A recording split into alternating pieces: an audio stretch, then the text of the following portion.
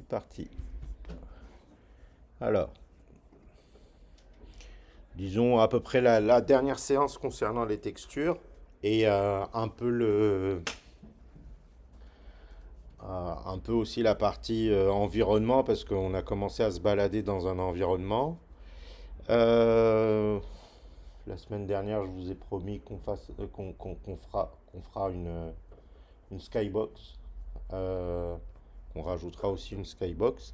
Alors, il y a différentes choses. Donc, on va regarder un peu les options des textures, comme on a fait avec les LDY, euh, pour, euh, pour améliorer l'interpolation dans la situation de notre sol, qui est texturé, disons, plus ou moins à l'infini. Et donc, on va repartir du dernier exemple des L2X, c'est celui-là, le 1.1-L2X. Tar ZXVF. Test texture 1.1 L2X TGZ.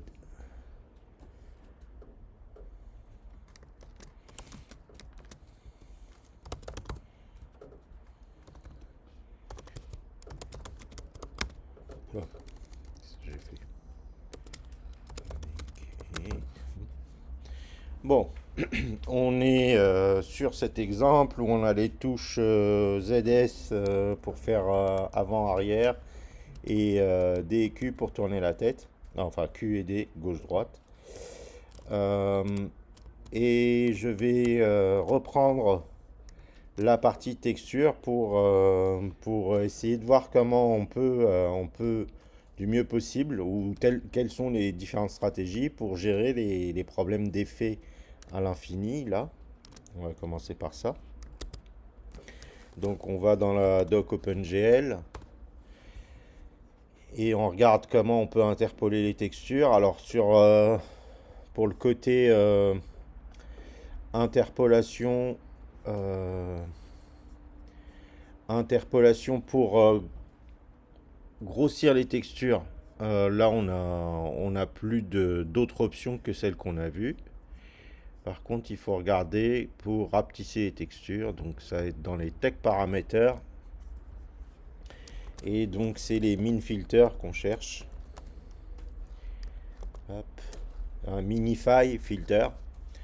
On a déjà essayé le nearest, le linéaire, et il y a le MIP mapping. Alors le MIP mapping, j'en ai parlé ou pas du tout, non? Le MIP mapping, c'est du level of detail, mais au niveau du texture. C'est du niveau de détail variable au niveau des textures. En gros, est-ce qu'il y a une image qui illustre bien le MIP mapping? Ah, celle-là, ouais, super. Euh, En gros, c'est comment vous faites pour rapetisser votre texture. Donc, évidemment, il y a une stratégie classique qui consiste à redimensionner et à avoir une stratégie d'interpolation, mais le MIP mapping, justement, vous permet de choisir ce que vous devez faire quand vous rapetissez votre texture. Et là, pour aller vite, donc avec les Y, j'avais préparé un exemple. Je vais repartir de celui-là. Hop. Voilà, c'est ça. Donc, galerie d'icônes. Donc celle-là, on l'oublie. On considère une... Oh là, il me fait du lissage. Je peux pas lui demander. Bon, l'interface graphique me lisse ma texture, mais elle n'est pas du tout lisse, hein. Si je l'ouvre, oui, bon bah ça va. Cet outil me la lisse pas. Aperçu me la lisse pas. Donc ma texture, elle ressemble à ça. Elle est de 16 par 16. Je fabrique sa version 8 par 8 à la main. Donc je redimensionne, ça me va pas, je corrige les pixels et je mets du rouge exprès pour que vous puissiez voir en fait l'effet du MIP mapping. Donc le MIP mapping, au fait, il va sélectionner quel représentant de votre image va être utilisé à une profondeur donnée. Donc si je regarde ces trois-là, donc disons que quand l'image elle est proche de vous, ben, c'est celle-là qui va être utilisée. Quand elle est un peu plus éloignée, c'est celle-là. Et encore plus éloignée, c'est celle-là. Et enfin une autre. Donc pour faire du meat mapping à la main, en gros, il vous faut avoir chargé votre texture à différents niveaux de détail. Donc d'où le mot level of details. Hein, donc vous avez des niveaux de détail qui correspondent à votre texture que vous chargez. Et donc le système pioche dedans la texture à la bonne résolution pour un niveau de détail donné. Donc une fois que vous avez ça, vous pouvez utiliser les options d'interpolation qui sont ici, les quatre qui sont là.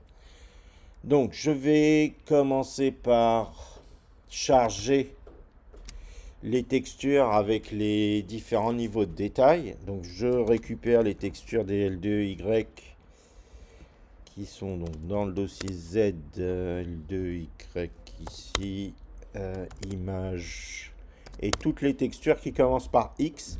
Donc je les ai nommées exprès X16, hein, on va les prendre dans l'autre sens. X16, X8, X4, X2, X1, donc c'est les puissances de 2 décroissantes de 16 à, enfin de puissance, de 2 puissance 4 à 2 puissance 0. Donc on a bien 5 images hein, de 2 puissance 4 à 2 puissance 0. Et donc je les récupère, ces 5 images, pour les copier dans le dossier images. Et j'ouvre le code pour charger cette image, ces images X quelque chose. Je vais me mettre en plein écran. À la place de carrelage.png. Donc ici. Donc ici, il s'agira de charger toutes les images X quelque chose et de les envoyer pour cette texture-là. Donc une texture, encore une fois, c'est que vous avez généré un identifiant de texture, vous avez bindé cette texture, vous avez paramétré cette texture et vous avez envoyé cette texture avec cette fonction GLTech-Image 2D.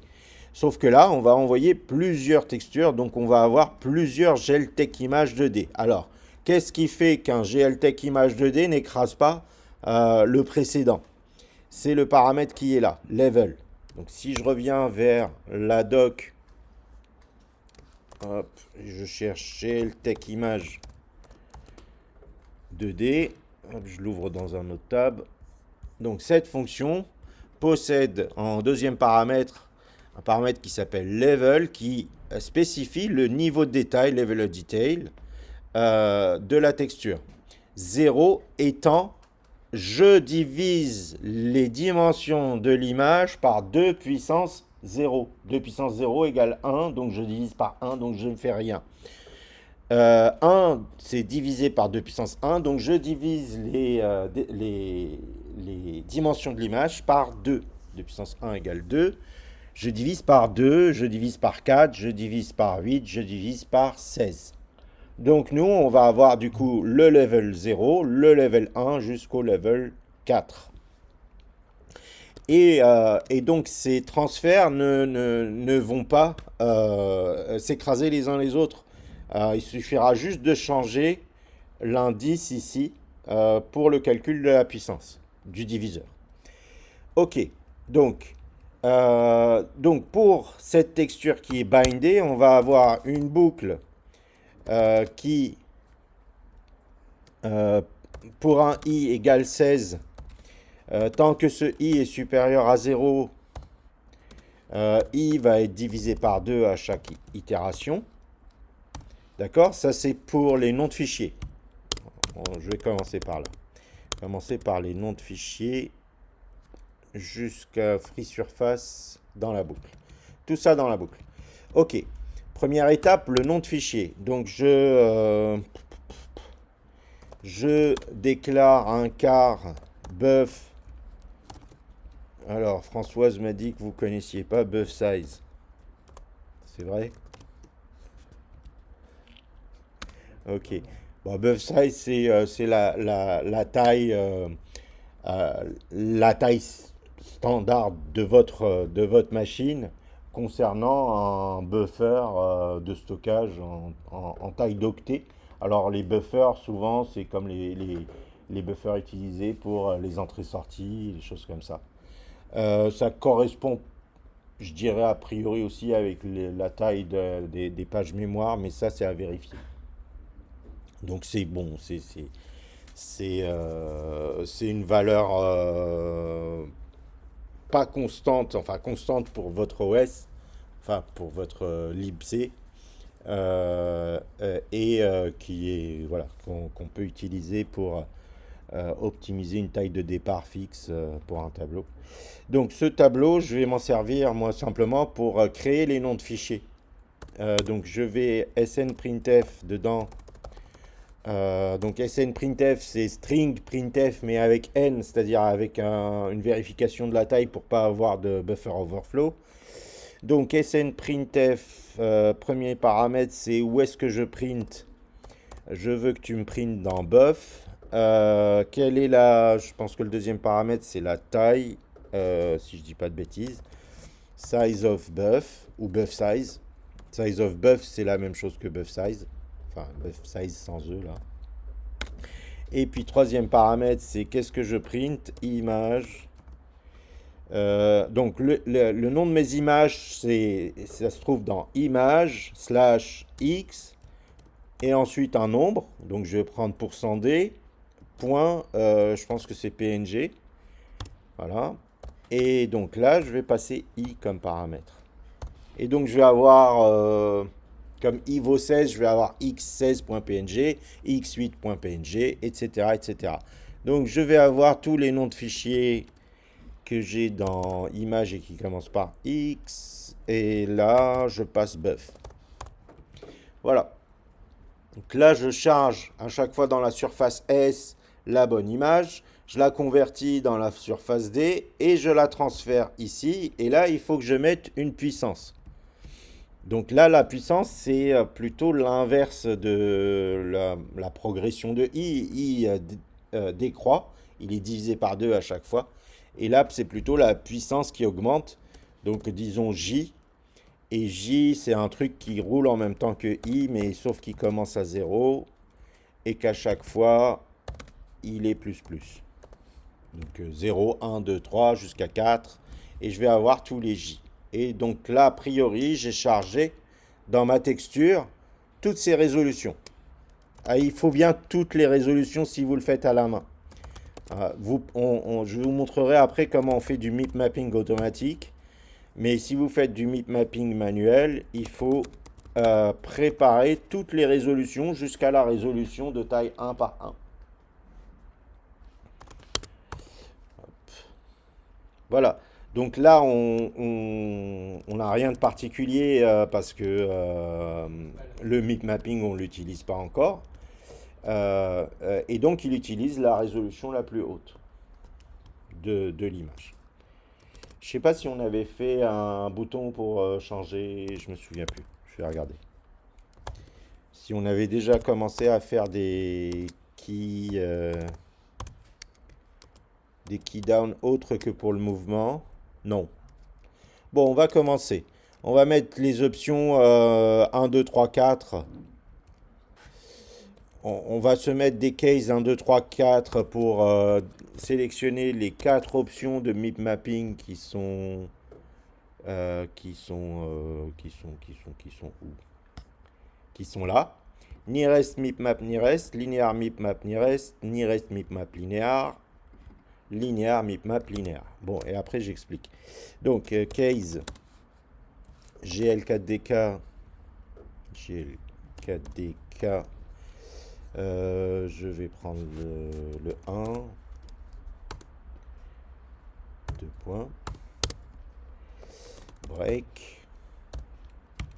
Alors, pour le 1, je vais sélectionner la texture que je veux modifier. Donc, GL bind texture, premier paramètre, la target. C'est-à-dire, c'est quoi comme texture? C'est une texture 2D. Texture 2D. Et c'est quoi son identifiant? Donc c'est TechID de 1. Je vous rappelle, c'est la deuxième texture. La première, on l'a faite à la main. La deuxième, on la charge à partir de fichiers. Et quand on a fini de travailler, on débind, c'est-à-dire on bind 0. Donc entre bind ma texture et bind 0, je travaille ma texture. Qu'est-ce que je veux lui faire à ma texture? Simplement lui changer ses paramètres d'interpolation. Alors je retrouve la ligne de ce paramètre qui l'ont à écrire. Laquelle c'est la min filter. Alors la mag filter, on la laisse à nirest, ça vous va? La min filter, on peut la mettre à nirest aussi. On peut la mettre à nirest aussi, celle-là. Mais à partir du moment où je vais appuyer sur la touche 1, 2, 3 ou 4, on va changer la stratégie de minification. Hop. Donc, on va prendre pour le min filter premier, donc nearest mipmap nearest. Ça veut dire quoi? Nearest mipmap nearest. Donc mipmapping, ça veut dire j'ai des textures à multiples résolutions. Hop. Mon stylo. J'ai des textures à multiples résolutions. Prenons la situation où il a choisi l'emplacement de la résolution à laquelle il est le plus proche. Donc, en gros, en fonction de la distance, il va se dire, au fait, en fonction de la distance, je suis quelque part par là. D'accord? Je suis en train de choisir entre la résolution qui est là et la résolution qui est là de ma texture. La nearest mipmap nearest, bah, comme ma flèche elle est plus proche de celle-là, elle va dire, bon, bah, tu choisis celle-là. Nearest mipmap. Ça, c'est nearest mipmap. Le deuxième nearest choisit dans celle-là le texel le plus proche. Nearest, mipmap, nearest. Il choisit à chaque fois un. Donc il choisit la mipmap et il choisit le texel le plus proche. Donc ça, c'est la stratégie la plus classique. On peut déjà la tester éventuellement, vu que ça devrait marcher déjà. Donc là, tac, j'appuie sur 1 et j'ai l'interpolation nearest, mipmap, nearest. Hein, donc vous constatez que jusqu'à cette distance, là où je bouge la souris, il choisit la plus haute résolution. Et ensuite, un tout petit peu plus basse, encore un peu plus basse. Ensuite, la bleue, presque la plus petite. Et la violette, c'est la toute petite à 1 pixel. Donc vous voyez ces choix de mipmapping. Et c'est pour ça que j'ai un peu colorié. Deuxième mipmapping. Je crois que c'est nearest mipmap linéaire. Je crois que c'est ça. Mais on va s'en assurer. Donc le deuxième. Non, linéaire mipmap nearest. Le deuxième, c'est le choix parmi les mipmaps qui est linéaire. Hop. Voilà.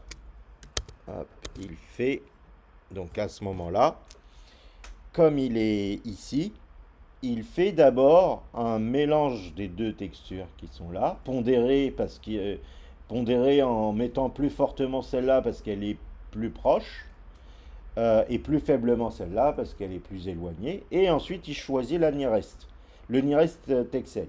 Donc il fabrique une version mixée de ces deux-là, dans laquelle il va choisir le nearest texel. Ça, c'est le linear mipmap nearest. Et ça donne donc interpolation 1, interpolation 2. Ok? Alors, si on considère que lisse, ça veut dire plus propre. C'est... Enfin, voilà. c'est pas nécessairement ce qu'on cherche toujours d'avoir du lisse. Parfois, on déteste le lisse. Je rappelle que l'IA, quand elle génère des images, elles sont toutes lisses. Et c'est moche, en fait. Enfin, c'est un point de vue subjectif. Et donc, la troisième, c'est Nearest Mipmap linéaire.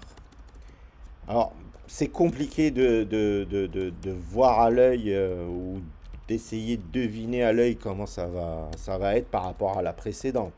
Mais je pense que vous avez compris le principe. La troisième, si je l'explique avec mes dessins, là, si j'essaye de l'expliquer avec mon dessin, donc il se passe quoi? Bah, on a choisi cette mipmap là parce que c'est la nearest mipmap, et puis dedans on a choisi plutôt une interpolation linéaire pour donc aller flouter un certain nombre de pixels qui sont autour de un certain nombre de texels qui sont autour de mon pixel, enfin qui peuvent représenter mon pixel, et donc quelque chose d'un peu pondéré entre plusieurs texels. Euh, bon, bah, le mieux c'est d'essayer de voir à l'œil ce que ça donne. Je tourne un peu la tête. Je mets 1, je mets 2 et je mets 3. Là, ouais, j'ai presque l'impression que j'ai dit l'inverse au fait, hein. Là, j'ai l'impression que c'est plutôt la... Attendez, je me suis peut-être planté. Il vaut mieux s'en apercevoir maintenant. Où est-ce qu'il est mon... Pourquoi mon Safari il est mort? Ah, bah, qu'est-ce qu'elles ont mes tables? Euh,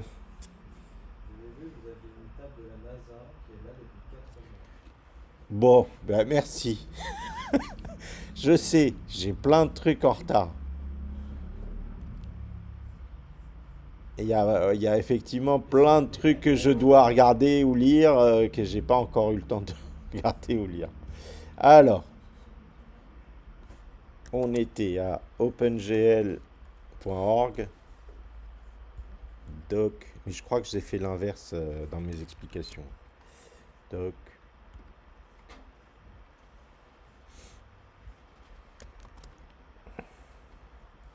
gl, tech parameter. Tech parameter. Ok. Je reviens à la fonction glTech parameter, au paramètre gl nearest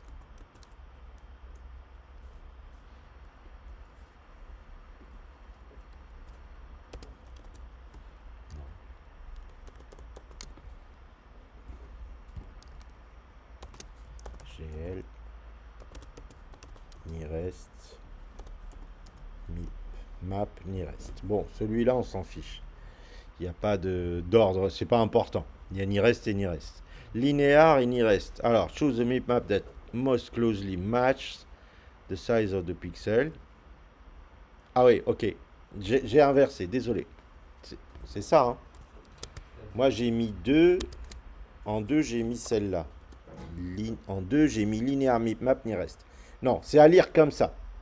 Mipmap nearest, la plus proche des mipmaps, et ensuite choisi de manière linéaire dedans. Ici, interpolation linéaire entre mipmap et choisi de manière nearest dedans. J'ai dit l'inverse, en fait. Entre ces deux-là, c'est celle-là, donc, pour reprendre, hein. Et zut, j'ai oublié de désactiver la feuille. Alors, je recommence. Mipmap nearest. C'est choisi de manière nearest la mipmap et ensuite fait du linéaire dedans. Mipmap linéaire, c'est choisi de manière linéaire la mipmap et puis fait du nearest dedans. Donc on est dans celle-là qu'on vient de mettre à 3. Ah, donc dans le dessin, c'est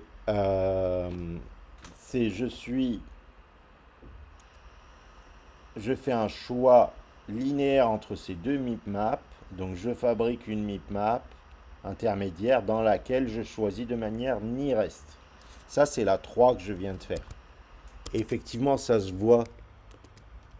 Là, il y a caméra. Oui, merci. J'ai encore zappé ça. Hop, la caméra.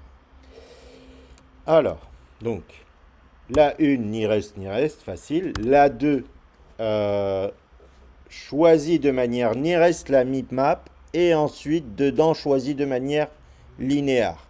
Effectivement, on voit un petit escalier là, des choix entre les maps. Je ne sais pas si vous voyez le petit truc ici. On choisit de manière ni reste la map et ensuite dedans c'est flou, c'est lissé. Et la 3 ici, on choisit de manière continue entre les maps. On voit le lissage là, entre les maps. Et par contre, les texels qui sont choisis dedans, ils sont pas lissés. Et donc là, c'est ni reste. Voilà, donc on est OK. Et la dernière, c'est facile, c'est linéaire. C'est fais-moi de la bouillasse partout. Fais-moi de l'interpolation tout le temps, quoi. Et hop, 4, ça va être linéaire. Linéaire.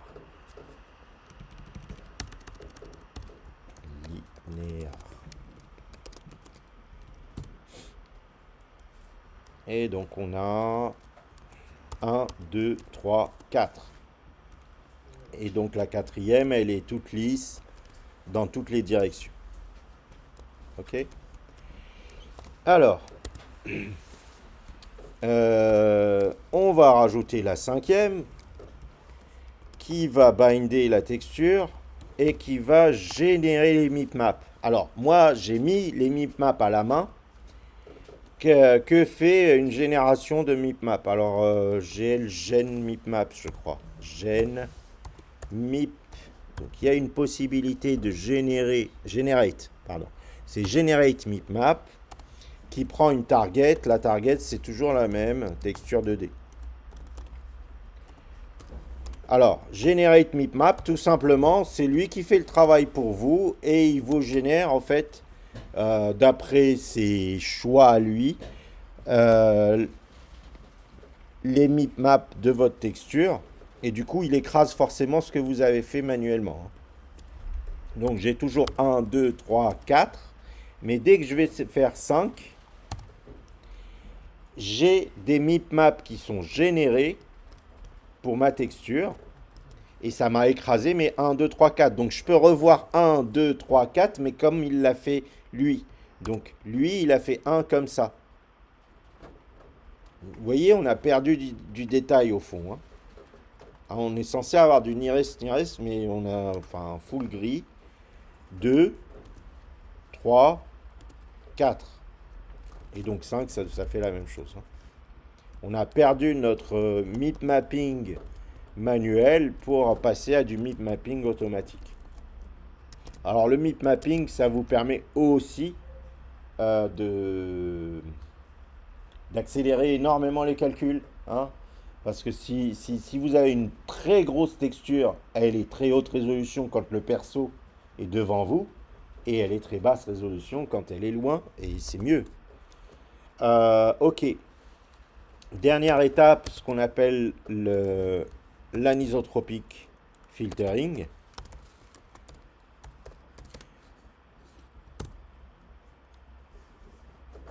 What is anisotropic filtering? Bof, tac, tac.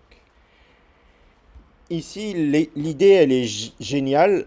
C'est juste dire, en fait, quand tu vas m'interpoler mes images, ne me fais pas la même bouillasse. Le terme, il est vraiment bouilli. Ne me fais pas la même bouillie, quel que soit l'axe d'écrasement de ma texture. Donc c'est d'où le terme aniso, ça veut dire non isométrique. Anisotropique filtering, ça veut dire j'écrase de manière non iso, c'est-à-dire non équivalente l'image.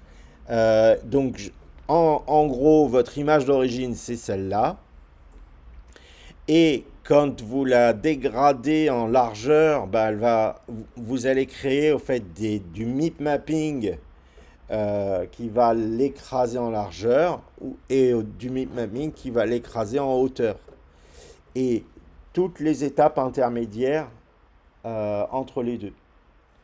Et donc, vous allez, en fait, quand votre image, par exemple, nous, le sol, il est écrasé en hauteur, on a quand même beaucoup plus de pixels en largeur, beaucoup plus de détails, on garde beaucoup plus de détails. Alors que dans le MIP mapping tout court, on n'est que sur la diagonale. Donc, quand ça s'éloigne, on va utiliser ce petit truc là ici et qui va être tout de la bouillie, quoi.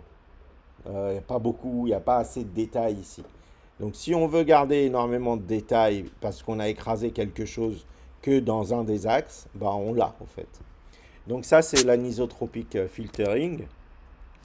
Alors hop, euh, je vais retrouver les deux lignes.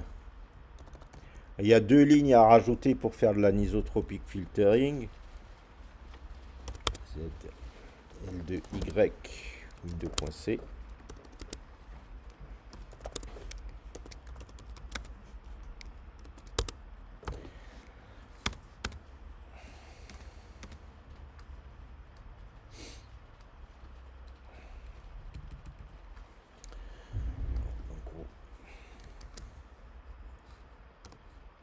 C'est pour gagner du temps. Et je vous explique ce que font ces deux lignes-là. Donc, une première ligne où vous allez en gros demander à votre machine quelle est sa capacité de stockage de l'anisotropique. Donc, en fonction de sa capacité, elle va, en gros, parce que si vous regardez bien, pour une image donnée de cette taille-là, ça vous fait quand même une image beaucoup plus grosse à gérer. Et donc, ce max, en fait, c'est une valeur qui est propre à votre machine, le maximum autorisé pour votre machine, et vous pouvez décider de régler l'anisotropique pour votre machine à ce maximum, ou plus petit, hein, si vous voulez quand même ne pas consommer énormément de mémoire, parce que générer de l'anisotropique, bah, ça occupe beaucoup plus d'espace en machine. Donc pour l'activer, il suffit juste de faire ça. Mettre cette activation avec une valeur euh, d'anisotropique.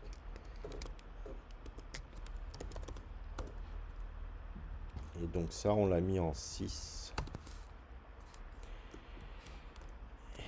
Et on y va. Donc 1, voilà, comment ça bouge, ça frétille. 2, comment ça bouge, un peu plus lisse, mais peut-être un peu trop lisse justement. 3, le mouvement. Moins lisse. À la limite, je préfère 3 à 2, moi. 4, trop lisse pour moi. Donc 5, il me refait donc le MIP mapping lui-même. Et 6, l'anisotropique. Là, 5. Attendez. Donc, 4. Oula. Ah, il veut pas revenir en arrière. Ah, une fois que je suis passé en 6, il reste en anisotropique. Bizarre. Pourquoi il reste en anisotropique? Ça écrase la texture, non? Ouais, mais bon, oui. Oui, oui, c'est fini. Ah, du coup, je peux faire l'anisotropique. Attendez. Je peux faire l'anisotropique avec les couleurs ou pas? Non, je pense pas. Si je passe de 1 à 6 d'un coup, si, il me fait un anisotropique avec mes coloriages. Et du coup, si je fais 5 et puis 6, j'ai un anisotropique. Voilà, j'ai un anisotropique clean. Vous pouvez directement faire de l'anisotropique hein, sans passer par le MIP mapping, hein. Et c'est quand même beaucoup plus propre. On a le détail, on n'a pas cet excès de flou dans le rendu. Ok, on a jusqu'à 16h30, hein, c'est ça. Alors, étape suivante. Donc là, on a toutes les variations d'interpolation. Je vous propose un truc marrant, c'est de transformer notre univers en univers infini. Alors, euh, où est-ce qu'il est le draw? Il est là. Le draw est là. Où est-ce qu'il est mon plan? Mon plan fait quelle taille? Quelle taille? Quelle taille? 1000. Mon plan fait 1000. Ça, la taille de la répétition de la texture, c'est 500. Alors, je propose que on passe à 100 et 50. Juste pour constater que mon univers, il n'est pas infini.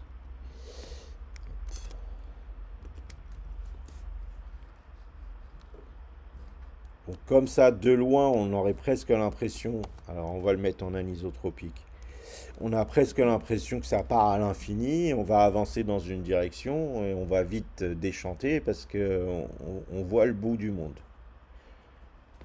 Ce qui est logique, hein. On a mis une taille et cette taille, elle a une limite. Ok. Et le cube, il est de l'autre côté. J'aimerais ne jamais arriver au bout. Comment faire? Euh, Solution par étape, mais plutôt naturelle, enfin compréhensible pour le moment. Imaginez juste que en bougeant, vous, la caméra, donc en bougeant la caméra, vous déplacez l'objet que vous dessinez à l'endroit où il y a la caméra. Donc l'objet que je dessine, c'est le plan. Le plan, sa transformation dans la scène lui dit va là où se trouve la caméra. Donc le plan suit la caméra, il a toujours la même coordonnée que la caméra. Ok. Donc je translate simplement le plan là où il y a la caméra. Alors, pour le X et pour le Z, on s'en fiche du Y, il garde son Y à 0, ou son Y tel qu'il est. Juste, je dis le plan, je dis au plan, suis la caméra. Cam.z. Hein, vous vous souvenez, on avait fait la caméra la semaine dernière. Donc, je suis là, vous voyez, ça bouge. Hein. J'ai toujours la possibilité de tourner. Là, je vais reculer. Ah, je recule. Le cube, effectivement, me permet de voir que j'ai reculé, parce que lui, il n'a pas subi ce truc-là. Mais vous voyez, finalement, le plan, il me suit. Et comme il me suit tout le temps, bah jamais j'arrive au bout. Donc, quelque part, j'ai presque réussi. Le pari de faire, en fait, un univers infini. Mais bon, je perds dans l'histoire la possibilité. Là, je suis en train d'avancer et de reculer. Hein. Vous ne voyez rien. Ça, c'est dommage. On voit quelque chose quand il y a un objet qui, lui, s'éloigne parce que je m'éloigne. Mais sinon, quand je suis comme ça dans le désert, j'avance, il ne se passe rien. Parce que, parce que le truc que j'ai sous mes pieds, il avance en même temps que moi. Alors, on va faire quelques réglages. D'abord, on va se donner un scale, enfin pour que les calculs soient propres. On va se donner un scale du plan. On va se donner un tech mult. Ok. Un scale du plan et un tech mult. Des constantes. Hein. D'ailleurs, tiens, je vais mettre statique ici. Des constantes, elles sont par là. Ok. Alors, const GL float. Plan S. C'est le scale du plan. On avait 100. Peut-être. Oui, bon. On verra pour que ça soit joli. Et tech mult égale 50. On verra après si c'est des valeurs qui donnent le meilleur rendu.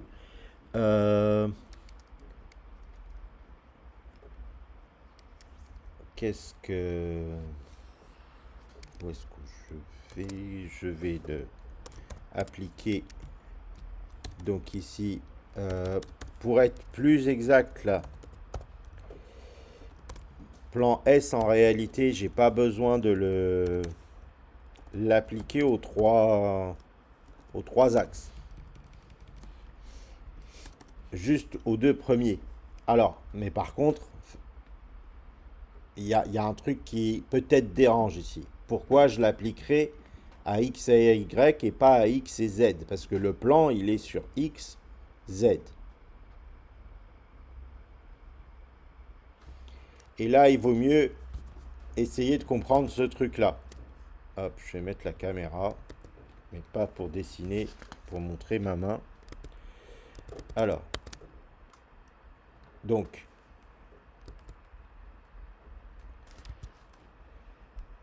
j'ai un rotate de moins 90 degrés sur l'axe des X.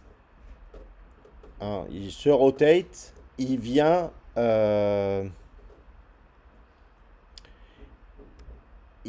après le scale. Hop, je reviens vers la caméra.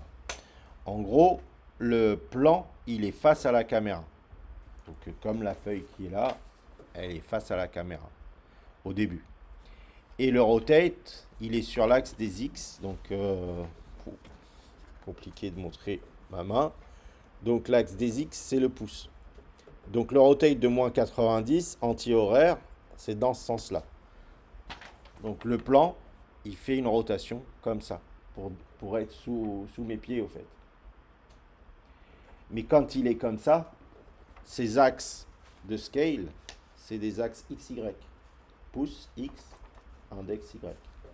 Donc le scale du plan, il est sur XY et pas sur XZ. Il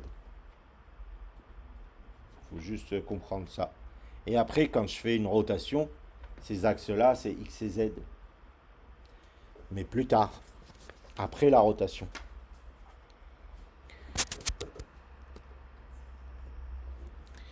Donc cette rotation m'emmène à donc me balader sur le plan, mais plutôt en X et en Z, mais c'est parce qu'il y a eu cette rotation avant. Et encore une fois, on lit les transformations en partant du sein de matrice et en remontant vers le haut. L'ordre, c'est en remontant. J'ai enlevé la caméra. Ok. Donc là, plan S et là, tech. Mult. Tech. Mult. Ok. Prochaine étape.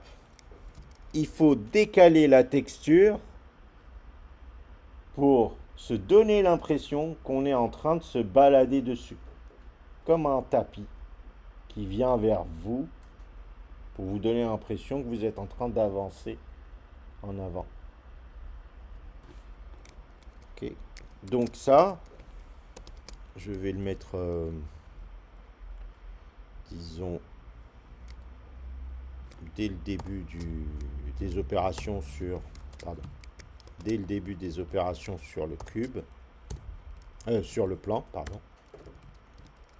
Et donc j'ai le scale et je vais m'inventer un translate. Translate. Et le translate, il est bidimensionnel, oui, bien sûr.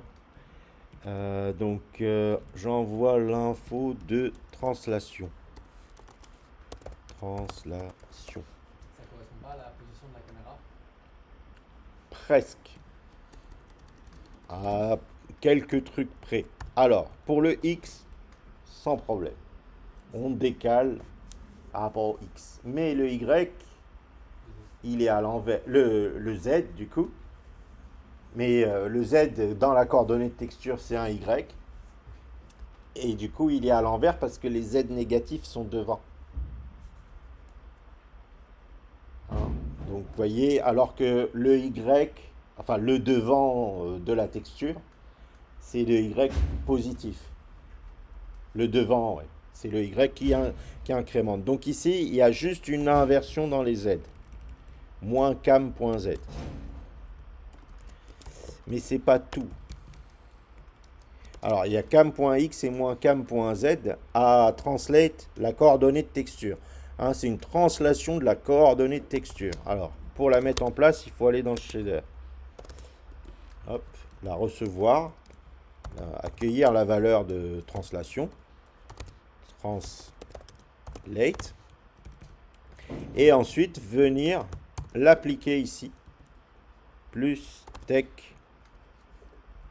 translate. Voilà. Ça, c'est la multiplication de la coordonnée de texture plus sa translation. Donc, je tourne la tête. Bon, ça, tout va bien. Alors, j'aurais peut-être pas dû tourner la tête. Ouais, c'est bon, je suis revenu dans l'axe. Là, j'avance. Ça a l'air d'être OK. Je recule. Ça a l'air d'être OK. Ah, ok. Alors, il y a le cube aussi qui fait la même chose. Hein. Vous voyez, le cube, il translate sa coordonnée. Tout le monde translate sa coordonnée de texture. J'avance, je recule. Mais vous voyez, ça glisse sous le cube. Ça va trop vite. Ok? Ça va trop vite sous le cube. En gros, le souci principal, c'est que il faut harmoniser la taille de l'objet avec, avec sa multiplication au niveau de la texture. Donc il y a une harmonisation à mettre ici.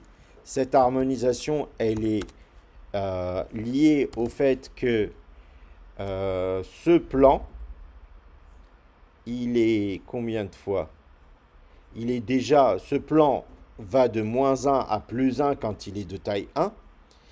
Là où la texture, où est-ce qu'elle est? La texture va de 0 à 1 quand c'est la taille standard. Donc le plan, en fait, en termes de dimension, est 2 fois plus gros que la distance dans la texture. Donc déjà, il y a ce souci-là.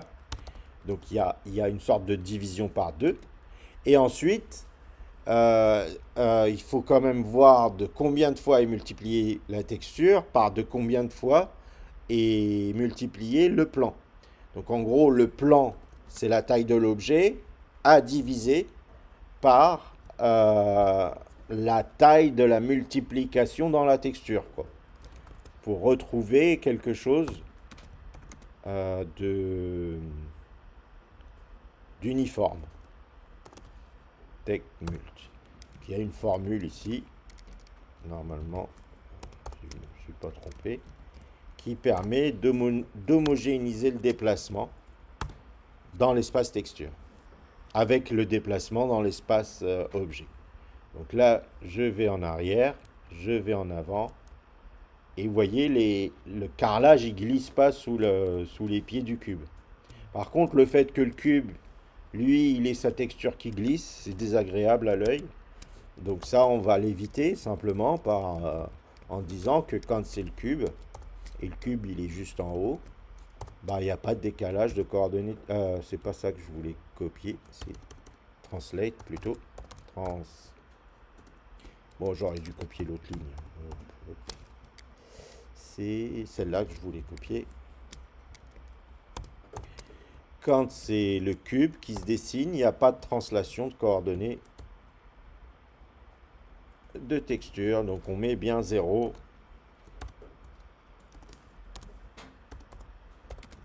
0.0f. Hop, on recule, on avance. Hein, le cube, il ne translate pas. Je tourne et j'avance et tout marche. Vous voyez?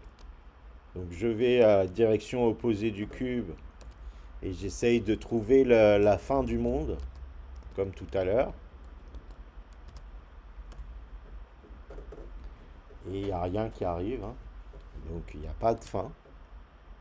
Le cube s'éloigne de plus en plus. Hein. Et il n'y a pas de fin. Ok. Ouais, ça se voit un peu que le cube il flotte au-dessus du vide. Ça se voit qu'il flotte au-dessus du... Oui, mais il y a un espace entre le cube et le plan. Je crois. Hein. Ouais, mais si vous avez aussi un moment où on voit plus Ah, le cube en fait. ah oui, mais ça, Oui, ça c'est facile. Notre univers, il est infini, mais il faut lui donner un, faut se donner un champ de vision qui va pas au-delà Hmm. de ce qu'on a décidé. Donc on a décidé que c'était plan S, la taille du plan du sol. Donc vous mettez votre phare à plan S et c'est terminé, vous n'avez plus ce souci. Le cube disparaîtra si il est trop loin. Donc effectivement, on ne le verra plus flotter. Voilà. Là, il a disparu. Ce qui va me permettre d'introduire la dernière partie du cours. On fera un peu de brouillard pour masquer ce genre d'effet. Ou alors on commence par ça. On fait brouillard ou on fait d'abord Sky Dome, Skybox. Enfin, Skybox, Skydome. Skybox, c'est mieux. Ça fait plus Skybox. Ok. Donc vous avez compris comment j'ai triché avec le plan. Ben, en fait, je vais tricher pareil avec la Skybox. Enfin, Skydome. Hein. Skydome, c'est plus facile à gérer. Donc je vais avoir une boule qui va me suivre tout le temps, comme le plan qui me suit tout le temps. Donc je crée un objet sphère. Donc, je vais ici. Je copie-colle. On va l'appeler Sky. Une variable pour stocker l'identifiant d'une sphère.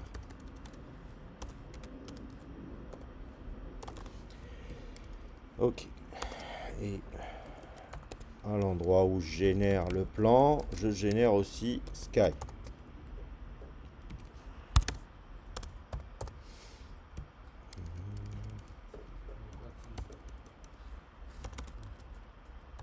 Oui, c'est mieux si c'est une sphère.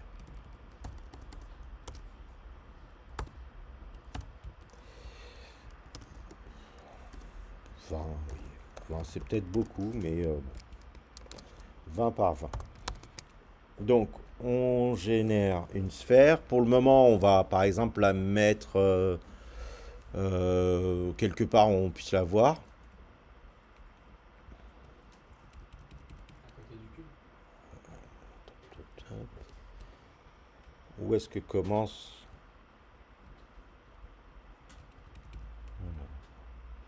On a quoi? On a pas mal de choses. Alors, je bind la matrice, les couleurs. Bon, peu importe, les couleurs, on les utilise plus. Hop, hop, hop. Je propose de la dessiner à la fin, après le plan. Après le plan,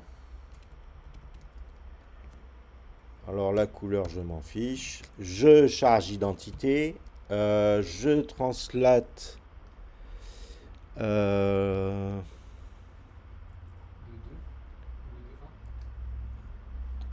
De 2 ou de 1. de 2, c'est-à-dire. Je On doit aller trans... à 1 mettre au-dessus du sol. Et on veut le mettre Ah, non, c'était pas tant par rapport au sol, c'était par rapport à la caméra. Je translate en caméra X et puis par exemple en caméra Z moins quelque chose pour la mettre un peu devant moins 4.0 F. Translation vers le haut. J'enlève les commentaires parce qu'ils me fatiguent, ils sont faux à chaque fois. Pas de rotation. Envoie les matrices. Qu'est-ce que c'est ça? La couleur, je m'en fiche. Le TechMult, c'est 1. Le TechTranslate, c'est 0. Je bind quoi? Je bind la texture bariolée pour la sphère, oui, pourquoi pas. Et je dessine la sphère, donc qui s'appelle Sky. Ça. Bon, j'espère qu'on verra une boule bariolée apparaître devant nous. Bleu. Pourquoi elle est que bleue? Pas grave. Je recule, j'avance, elle nous suit. Alors, elle ne suit pas mon regard, mais elle me suit. Donc ça peut... Enfin, vous voyez enfin, en gros, comment faire un truc qui... On va rendre cette boule encore plus grosse. À l'intérieur, on Et on met sera à une sorte de l'intérieur. papier peint. Voilà, Et exactement. Là, il y a du papier peint normalement dessus, mais pourquoi il n'y a que du bleu qui apparaît? Si je multiplie par 10, normalement, je devrais voir toutes les autres couleurs.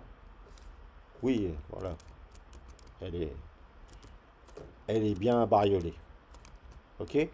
Donc là, effectivement, il faudra lui mettre une texture ciel. Mais pour le moment, on va d'abord rentrer dans cette boule. Donc, nous, on ne veut pas vraiment la décaler de 4 points devant nous. On veut qu'elle soit centrée en nous. Donc, j'enlève ce décalage. Hein, ce décalage, c'est juste pour vous montrer, vous la montrer devant nous. Maintenant, je la remets vraiment là où on est et donc on ne la voit plus. Par contre, je vais la grossir. Et là, on aimerait pouvoir la voir. Donc, pour la grossir, ouais. la texture,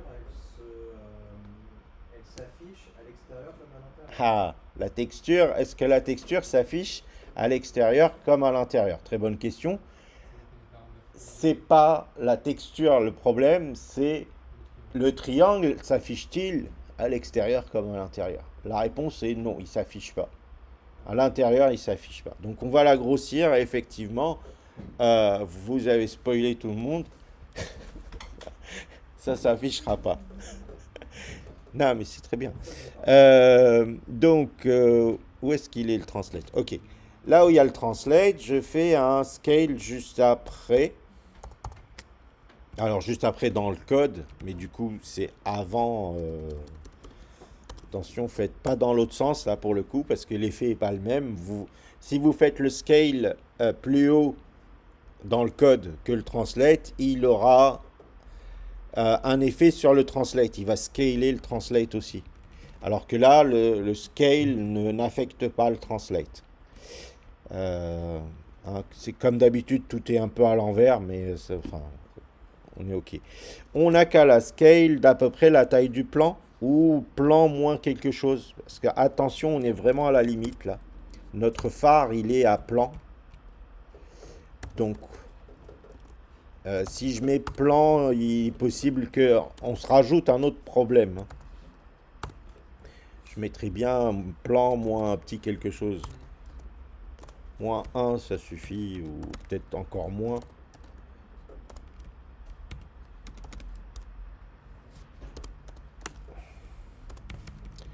Voilà. Et là, effectivement, je...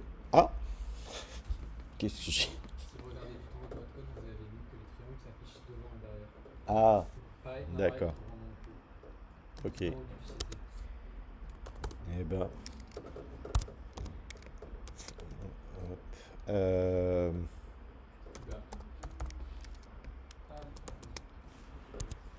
c'est quoi la commande? c'est dans Limit, c'est une des premières fonctions. Ah, front and back fill. C'est ça? Ouais. Ah, j'aurais pas dit que celle-là avait aussi un effet là-dessus. Non. Ah non. Bravo. Non, non, je crois que le comportement par défaut, c'est le comportement non optimal. Donc par défaut, il affiche tout le monde. Ok. Donc c'était pas un spoil, vu que je me suis planté. Dans tous les cas, je vous montre qu'est-ce qu'il faut faire pour lui dire optimise et arrête d'afficher l'intérieur des objets. Bah oui, on voit l'intérieur des objets. Je suis bête. Bah quand on rentre dans le cube, Oui. on voit l'intérieur du cube. Donc maintenant, on va arrêter de voir l'intérieur du cube et après voir comment on continue à voir l'intérieur de la sphère par contre. Sans Donc, l'intérieur du cube. hein? Sans le cube, mais avec la sphère. Voilà, sans le cube. Oui, sans le cube, mais avec la sphère. Donc, non, bah, on va le faire dans le draw, vu qu'on va le changer tout le temps ce paramètre-là. Donc, on est où là? On a qui d'abord? On a le On a le cube et puis le plan et puis où est-ce que je mets ça pour que ce soit bien visible? Hop. N'afficher que les faces avant. La commande c'est gl enable gl cull face.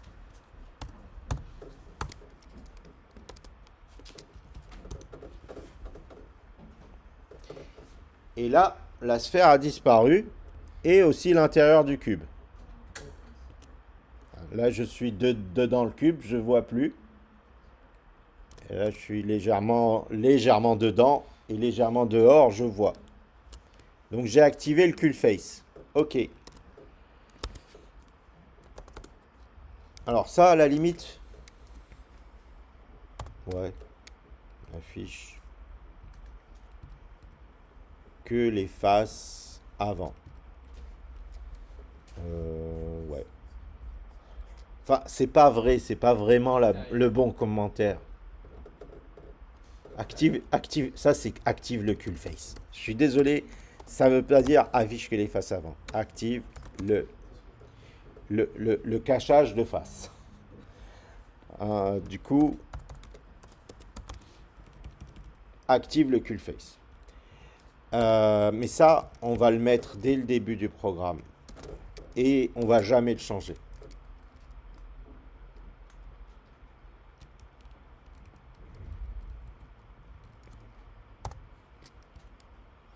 Par contre, ce qu'on va changer, là où j'étais là,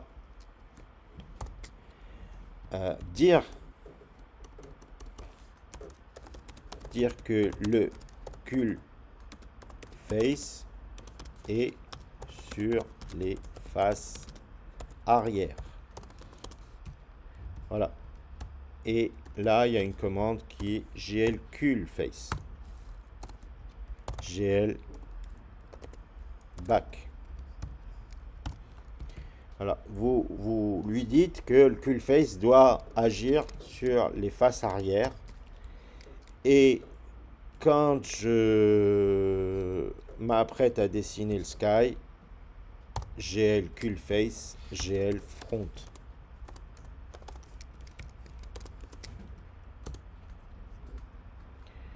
Et voilà. Donc quand je passe dans le cube, je ne le vois plus. Par contre, la sphère, je la vois toujours. D'accord. Et quand je tourne, je vois bien tout ce qu'il y a à voir. Alors, dire que le cull face est sur les faces avant. Ok. Maintenant, le ciel. On met quand même un ciel un peu plus correct que ça. Donc on on se crée une troisième texture. Tech ID. Il y en a 3 maintenant. Et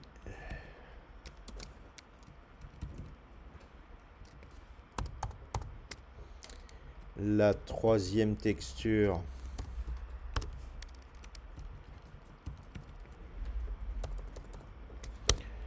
non. On va la faire en linéaire.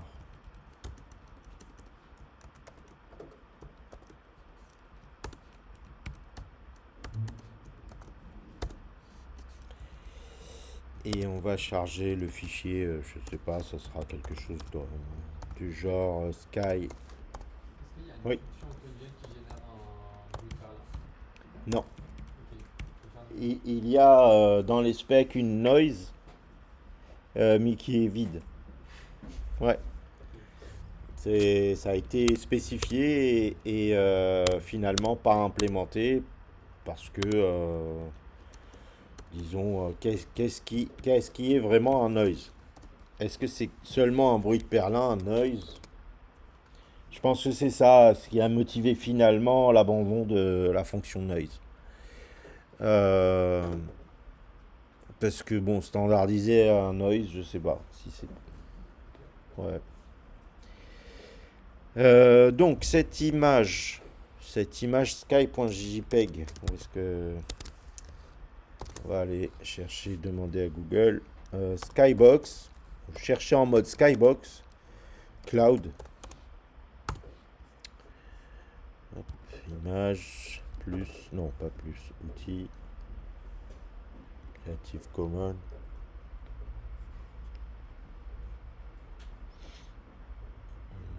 Tout à l'heure j'en avais eu.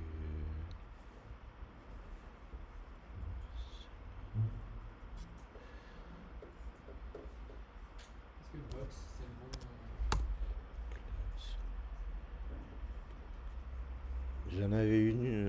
J'en avais une sur Wiki, je l'ai vue tout à l'heure. Celle-là, pas, elle est pas extra, mais elle est pas trop mal non plus. Ou sinon, je peux prendre celle-là, si elle est vraiment libre de droit. Enfin, de toute façon, on fait la pub là. Voilà. On va aller chercher celle-là. Et puis, elle est très bien parce que le bas, j'en ai pas besoin. J'ai mon plan qui cache le bas. Enregistrer l'image sous. C'est quoi? C'est une JPEG? Je sais pas. Sky.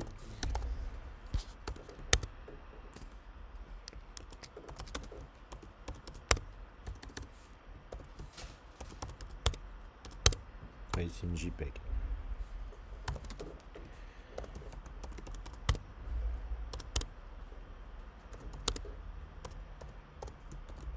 JPG.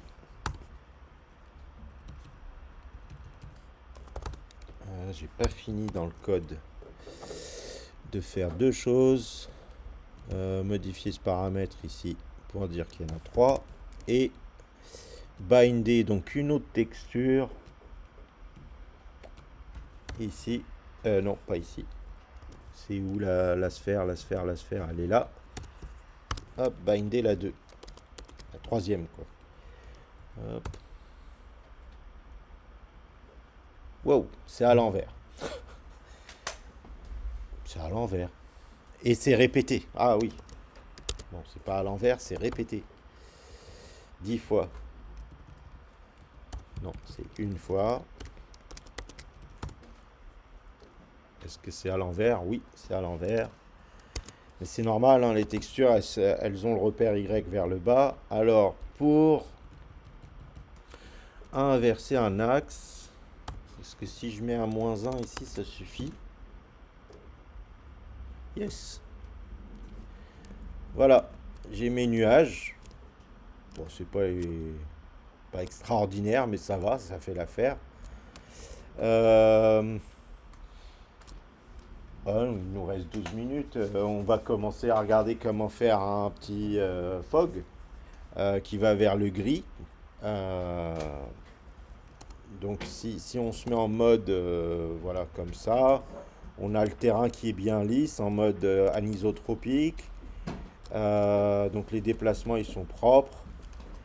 Juste on aimerait que petit à petit le cube il disparaisse, mais pas brutalement comme ça va arriver là. Voilà. Là il disparaît brutalement derrière l'image. Voilà. Un petit fog.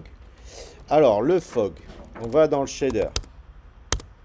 Hello.fs. Dans le fragment shader. Et on regarde comment on peut récupérer cette histoire de distance. Enfin, en gros, ce que je cherche, c'est la distance par rapport au dernier point que je peux voir, en fait. Alors, il y a un truc qui s'appelle GL frag chord. Il y a une variable qui sort de nulle part, qui est définie dans les shaders, et qui s'appelle GL frag chord et qui est la coordonnée quadridimensionnelle du fragment. Donc dans l'espace C'est toujours quadridimensionnel les coordonnées. Parce qu'on est dans un espace 4D, les matrices sont 4D, etc. C'est le W, il doit valoir 1 probablement. Donc on s'en fiche du W, mais ce qui nous intéresse, c'est plutôt le Z. Donc regardons ce Z. Alors il suffit juste de l'indiquer et vous pourrez le voir. Donc bon, par contre, pour que ça soit une couleur, convertissez ce Z en vecteur 4. Donc vous allez avoir le Z, le Z, le Z et le Z, quoi. Et voilà. On est en train de voir les Z des fragments de ma scène. Donc, quand je me rapproche, c'est noir. Vous voyez, le noir, il est presque que à la fin, quand je suis très proche. Et très vite, je pars dans les blancs. Alors attention, c'est très bien hein, pour du fog ça, mais c'est non linéaire à cause de la transformation, de la projection. Cette distance Z est non linéaire, hein. Je ne sais pas si vous voyez ce que je veux dire. On les voit, les lignes. C'est pas on voit les lignes. C'est j'ai beaucoup de détails dans les variations proches de zéro là Ouais. et peu de détails au loin. Hein, j'ai beaucoup moins de détails au loin. C'est tout. Et donc la vitesse à laquelle varie au fait la couleur, elle est plus rapide autour de zéro, autour du début, que vers la fin où elle est plus lente, la variation. Voilà, c'est ça que je dis, c'est non linéaire. Du coup, si vous utilisez cette distance-là pour le brouillard, bah, c'est bien parce que généralement le brouillard est non linéaire. Mais bon, il faut savoir linéariser quand on a besoin. Peut-être qu'on ne le fera pas aujourd'hui, ou vous verrez si vous avez le souci, on fera une linéarisation du Z. Là, on va juste l'exploiter comme ça, bricoler avec. Donc, on a quoi? On a noir quand c'est proche de nous et blanc quand c'est loin. Donc, on va dire que plus c'est fort, plus c'est vers 1, plus on va mettre du fog. Plus c'est loin de 1, moins on mettra du fog. Donc ce Z, on peut directement presque s'en servir comme un facteur de fog. Bon, on va bricoler juste un truc comme ça rapidement. Donc on va l'appeler, donc je vais enlever ces commentaires. On va l'appeler float fog factor.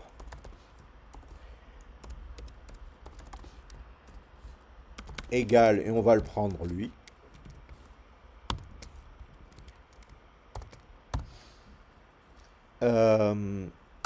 Et on va se donner une constante ici. Parce que pas le temps d'écrire encore beaucoup de code. Donc constante vec4, fog color. Alors, l'image.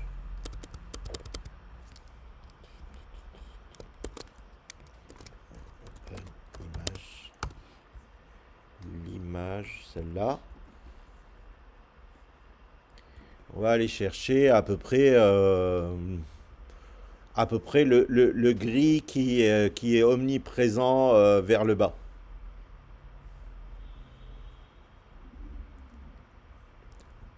Vers le bas par là. Ok. Donc je zoome dessus. Je prends une couleur qui me paraît être la plus caractéristique, quoi. Où est-ce que c'est ça? Non, c'est pas ça qui pioche. Si? Non. Pourquoi il... La pipette au-dessus de la couleur, non? À côté du A. À côté du A, ouais. C'est ça? Non. Ouais. Normalement, j'ai une pipette. Vous l'avez prise là, Ouais, mais normalement, j'en ai une ici aussi. Bon, peu importe. Donc, on a à peu près cette couleur. Alors, c'est des pourcentages, ça? Ça a l'air, hein. Donc, 0,4. non, 0,41, 0,48 et 0,56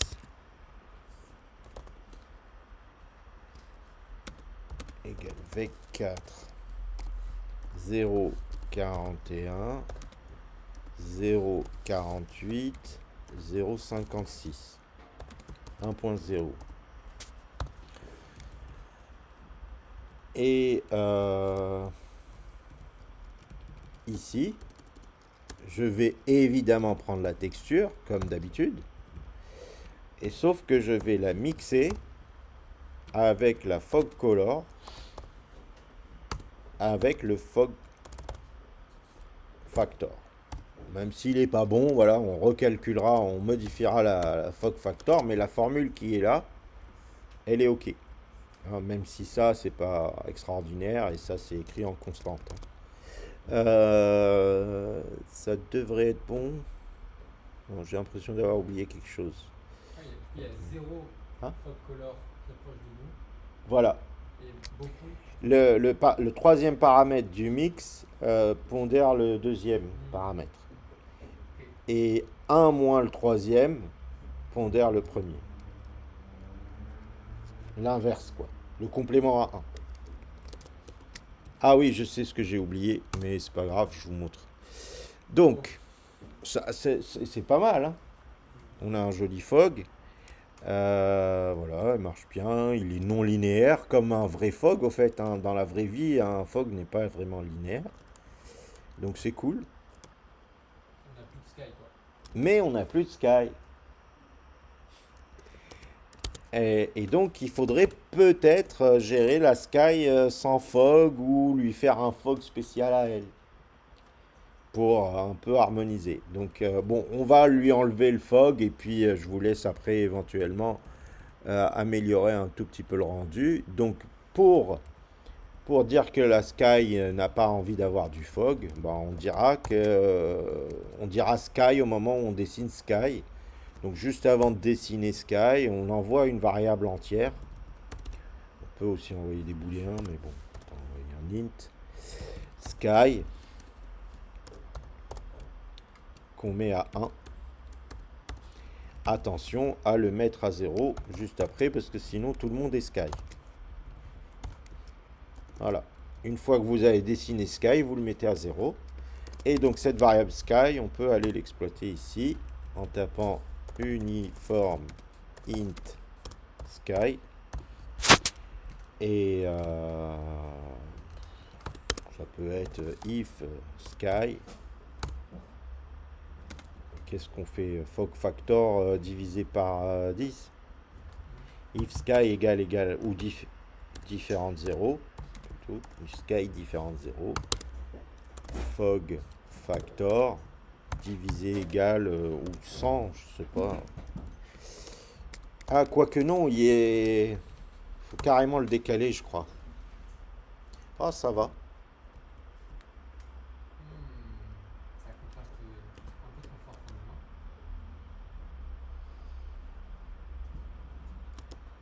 100, c'est beaucoup. Je pense, ouais. Bon, voilà, c'est du bricolage, je vous laisse bricoler. C'est du puzzle. Ouais. Oula, même là, c'est un peu trop. Allez, 10. Alors. Et encore une fois, c'est pas linéaire, donc Ouais, donc les numéros, les chiffres, ils font un peu n'importe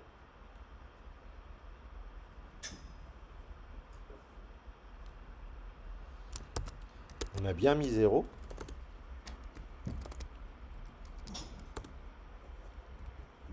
Sky Sky différent. 1, Sky. Eldro, Sky.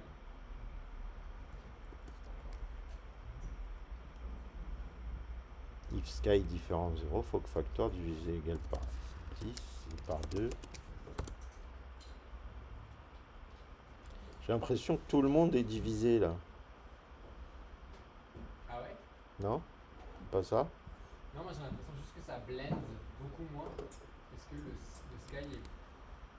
Enfin, on le voit encore apparaître là. J'ai juste l'impression que le sky est beaucoup moins blend. Enfin, vous voyez ce que je veux dire?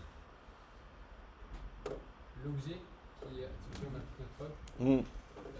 est net parce que le sky On n'a pas de fog. Du coup, on voit le contour. Au début, On voit très clairement la limite entre la skybox ouais. et le plan. Parce que le plan a des couleurs beaucoup plus foncées que la skybox. On peut carrément tracer une droite là. Je vois pas du tout. Où ça? La limite là? La limite, ouais. Ah, là, Peut-être qu'on au peut fond? utiliser le Z Ah oui, donc oui, ok. Le fog devrait s'appliquer plus sur le sky qui est plus plutôt, noir que le sky qui est plus clair. le fog devrait devenir complètement opaque avant d'arriver au bout. Ouais, C'est ça. ouais, Oui, il devrait se confondre les deux oui, oui. couleurs. Donc ça, on a une valeur qui va vers un et on aimerait par exemple la faire aller vers un plus rapidement. Il faut l'élever à une puissance inférieure à un tiers. Non. Alors, ou alors on la décale. Moi j'ai l'impression que c'est le problème, Ou c'est alors on la décale un tout petit peu. Genre ici, else fog factor plus égal 0.2. wow,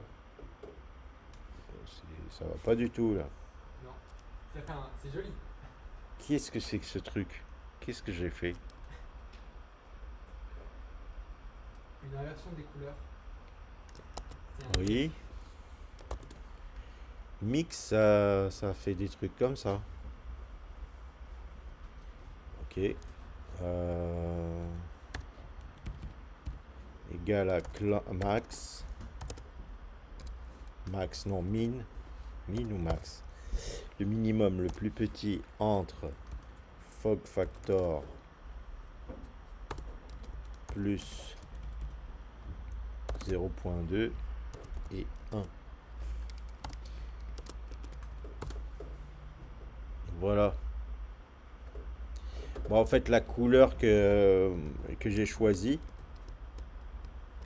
c'est pas toujours la meilleure en fait. Ce qu'il me faudrait au niveau de mon image, c'est une couleur plutôt unie au fond. Voilà, ici ça confond un peu, là où j'ai pioché ma couleur, mais ailleurs, moins. Vous voyez ce que je veux dire? Euh, Et on peut pas juste appliquer un fog différent sur chaque pixel de la sphère.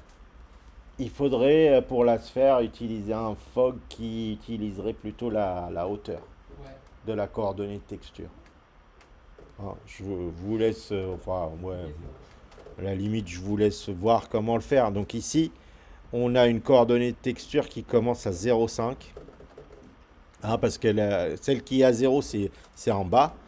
Alors, ici, à l'horizon, on arrive à 0,5. Donc à partir de 0,5 jusqu'en haut, c'est de 0,5 à 1. Et on pourrait au fait avoir un fog qui serait décroissant en allant vers 1. C'est-à-dire un fog à fond. Alors, je peux, je peux essayer, hein. Alors, un fog à fond quand je suis à 0,5. C'est la coordonnée de texture. VSO TC. VSO TC, c'est ça. Point Y moins 0,5.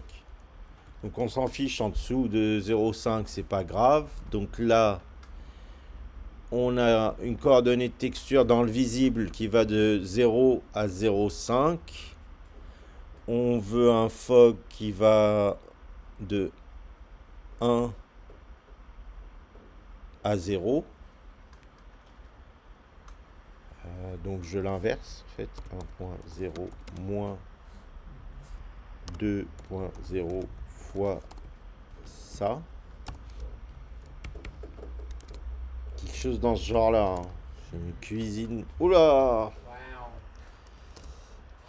Oula! Euh, c'est méchant là. Qu'est-ce que j'ai fait comme bêtise? Là, le fog factor, il est quoi? Négatif? Clamp. Ça, entre 0 et 1.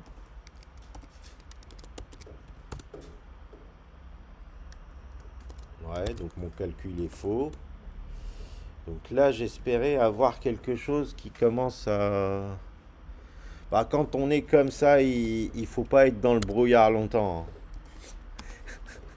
Il faut vraiment se dire, ok, je sais pas si je suis dans le bon. Donc vous faites du printf quoi. Le printf, votre meilleur ami, c'est printf les couleurs. Donc moi, là où j'ai un doute sur ce que j'ai dit, c'est ça. Donc, j'ai un doute sur cette valeur-là. Donc là, je suis censé avoir quelque chose qui est noir et qui va en haut vers le blanc. Pardon. Et un return. Ah, c'est tout noir. Alors que je voulais que ça aille vers le blanc après. Euh, alors cette valeur-là, c'est tout noir. Pour de ça 0.1. J'aimerais qu'elle aille un tout petit peu. Oh là, elle va trop fort vers le blanc. 0.5. Trop fort vers le blanc.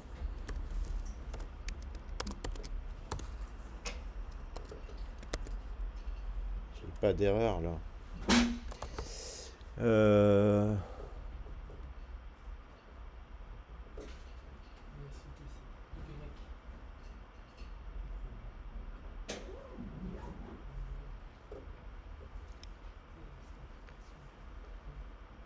Eh ben non, parce qu'elles sont multipliées, elles sont mauvaises mes coordonnées Y, elles sont négatives. Est-ce que vous pouvez mettre juste Aïe aïe aïe, DSOTCY, il change vraiment? c'est ABS. Mes Y qui sont négatifs à cause de ça. Hop. À cause du moins qu'il a. Donc, ils sont négatifs. Là, ils sont bons. Ok. C'est noir, mais ça va un peu vers le blanc. Si je fais ça, ça ira un tout petit peu plus vite vers le blanc. Voilà. Ça y est, je l'ai. Donc, une fois que vous avez votre bonne valeur, après, il faut l'utiliser. Donc, moi, j'ai fait cette cuisine. Voilà. Float, cuisine. Égal. Ma bonne valeur, elle est là. Et ma bonne valeur, en fait, en vrai, j'ai pas besoin de faire le clamp. Une fois que je sais qu'elle est bonne. Enfin bon, après, il faut toujours se méfier. Euh, donc, oui, je disais, ce clamp, il n'est pas vraiment nécessaire. La cuisine, elle est là. On peut juste faire moins cuisine pour le facteur de. Hein? On peut juste faire moins cuisine. Un moins deux fois cuisine. Ou non. Ah oui. Non, euh, c'est bon. J'avais pas vu qu'il y avait le moins de devant deux fois cuisine. deux fois ou... Non, hein, pas deux fois, hein. Ah, peut-être laissez-le parce que là c'était très noir quand même. Ouais, mais ça allait quand même vers les gris en haut. Ah oui. Non? Ouais, bah on jouera On là-dessus. jouera après, ouais. Euh, Comme ça. Voilà. Yeah. On est bon. Et là, bah, on met en 0.2. Il ira un peu plus vers les blancs. Ah, je suis moins content là. Je sais pas. Non? Si? Si, hein. Non, C'était mieux mieux. avant, C'était mieux avant. comme dirait la droite. Ouais. Qu'est-ce que c'est? Annule. Hop. Bon. Alors peut-être que le clamp, tout ça, c'était pas si mal. Hein. Et du coup, ici, c'est cuisine.